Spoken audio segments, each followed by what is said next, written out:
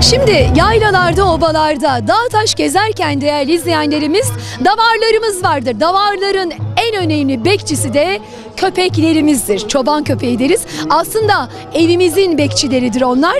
İşte biz de Süleymanlı Yaylası'nda dolaşırken gerçekten aslan gibi, yiğit gibi bir bekçiye rastladık ama onun sahibine mikrofon uzatacağız. Merhaba efendim, nasılsınız? Teşekkür ederim. Sizler nasılsınız? Hoş Çok geldiniz. teşekkürler. Sizi tanıyalım.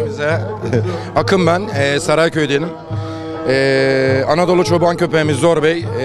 Kendisi de Türkiye birincilikleri vardır güzellik yarışmalarında. Biz de bu festivale, etkinliklere faydamız olsun, insanlarımız kültürlerimizi görsün diye buraya getirdik, geldik. Cinsi nedir? Anadolu çoban köpeğidir kendisi. Zor Bey adı üstünde, Türkiye gelende herkes tanır zaten. Sadece bu işte. Aynen bu şekilde. Kaç yaşında? 3,5 yaşında. Aynı zamanda koyun gidiyor kendisi. Tamamen bir bekçidir. İnsanlarla hiçbir işi yoktur ama süreye yaklaştığınız anda bir cengaver olur kendisi.